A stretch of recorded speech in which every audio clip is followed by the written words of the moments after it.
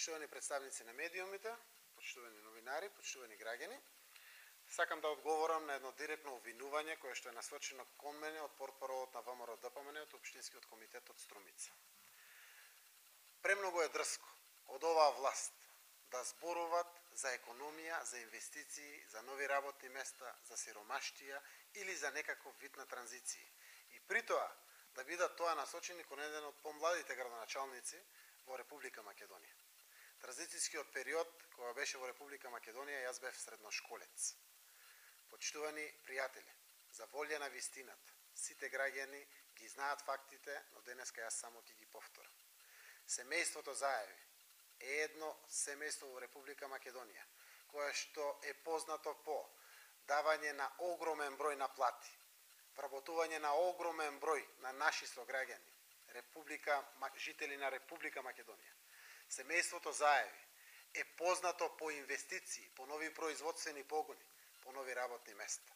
Во моментот, Заеви, во кој што е член и Зоран Заев и неговите братучеди, неговиот брат и поширокото семејство, даваме 820 плати. Тоа е преведено во пари 415.000 евра секој месец бруто плати на граѓани на Република Македонија.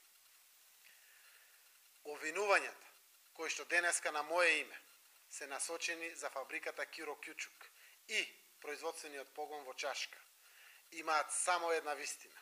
Тоа го знаат многу добро граѓаните на Велес, а прилично и голем процент од граѓаните на Република Македонија. Само ќе потсетам, ВМРО ДПМН е на власт 6 години. Уништи се што можеше од стопанството. Еден од уништените примери е фабриката Киро Кјучук.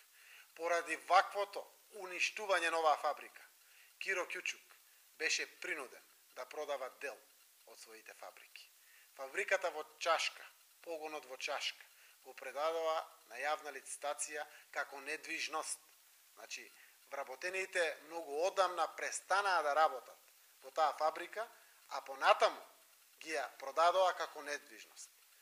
За да биде трагедијата уште поголема, од кога Еленица Струмица во 99,8% собственост на Трајче Заев, прв братучет на Зоран Заев, од 2008 година до денеска се обидува да ја рестартира целата фабрика. Но од пуста суета дека вработувањата во оваа фабрика ќе бидат под влијание на Заеви, оваа владеачка гарнитура на централно и на локално ниво го обструираат секој чекор кон добивање на одобрение за градба на новата печка за сушење на цигли, која што е набавена и чека излагање од катастар и упишување заради одобрение за градба. Граѓаните на Чашка го знаат многу добро кој ја обструира стартувањето на новата фабрика. Да разграничиме. Заеви секогаш кога купувале по пат на јавна лицитација и единствено за намена да го рестартираат производството, да ги вратат вработените. Купивме недвижност, купивме ѕидови, со крајна намера да отвориме нови работни места за граѓаните од Велешкиот регион, посебно за жителите од Чашка. Состојбата во Киро Кјучук е следната. Трајче Заев е собственик на Еленица. Еленица нема 18%, има 24,8%. И има можност веднаш да купи уште 33%, за да стане мнозински собственик и да влезе со управување во фабриката Киро Кјучук. Со единствена цел да ги врати 550 работници колку што работеа таму. До ден денеска не се овозможува од централната власт да влеземе во Киро Кјучук, иако Еленица има подигнато кредит од 1,2 милиони евра за овие акции кои што досега се купени, со крајна цел да инвестира.